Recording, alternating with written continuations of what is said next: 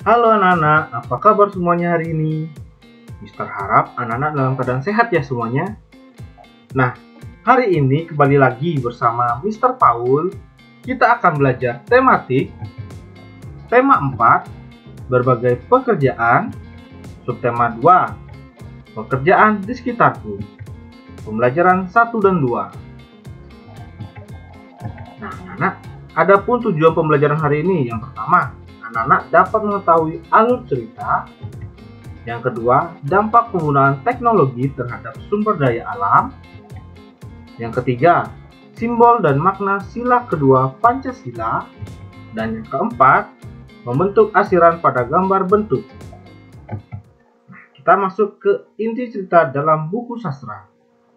Setiap orang memiliki tujuan saat bekerja. Banyak yang memiliki tujuan mulia saat memilih suatu pekerjaan. Pernahkah kamu bertemu dengan seseorang yang bekerja untuk kepentingan orang lain? Kamu akan belajar tentang hal tersebut melalui cerita pendek berikut ini. Nah, di sini Mister ada cerita pendek. Yuk kita baca bersama-sama. Pak Kardi hidup bahagia bersama keluarganya. Mata pencarian Pak Kardi adalah bertani. Ia memiliki sebidang tanah yang tidak terlalu luas. Namun, berkat kerja kerasnya, hasil sawah tersebut dapat menghidupi keluarganya. Suatu ketika, wabah hama menyerang sawah para petani. Pak Kardi sangat sedih. Ia mengalami kerugian yang besar karena serangga hama tersebut. Namun, Pak Kardi pantang menyerah dan tetap semangat. Ia pun mengajak para tani di desanya untuk bergotong royong memberantas hama yang menyerang sawah-sawah mereka. Akhirnya, mereka berhasil mengatasi kesulitan yang dihadapi. Nah, kita dapat menemukan inti cerita setelah mengetahui tokoh dan peristiwa yang ada dalam cerita tersebut. Nah, tokohnya itu Pak Kardi dan para tani. Lalu peristiwanya terjadi serangan wabah hama di sawah para petani.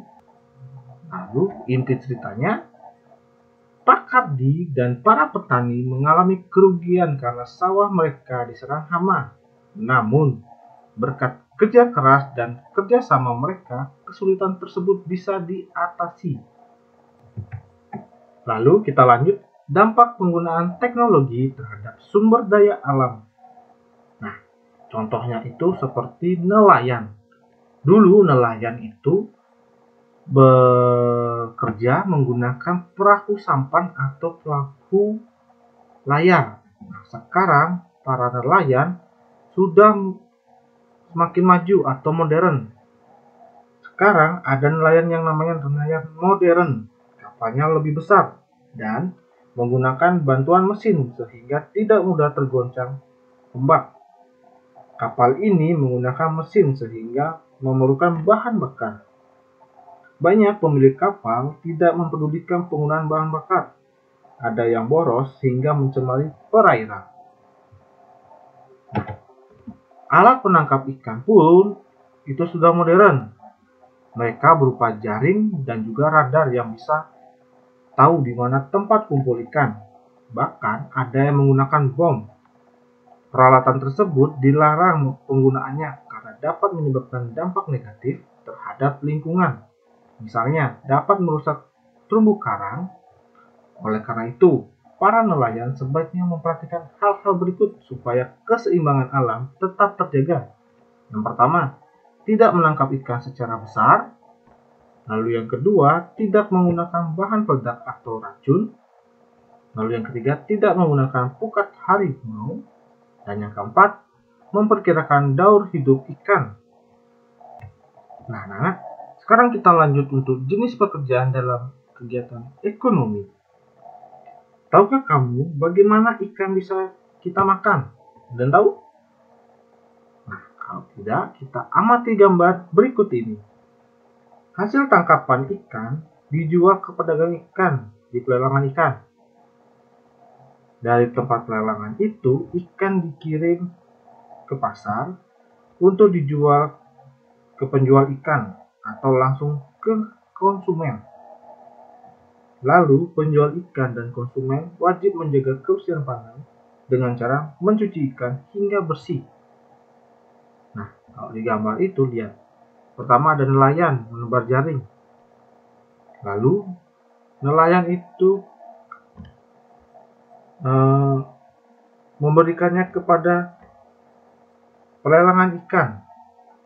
Lalu pelelang ikan ke konsumen atau ke pedagang. Lalu di sini di bawahnya itu ada pedagang dan seorang pembeli membeli ikan. Lalu dibawa pulang, dimasak. Sebelumnya dicuci dulu hingga bersih, lalu dimasak, lalu dimakan oleh anaknya.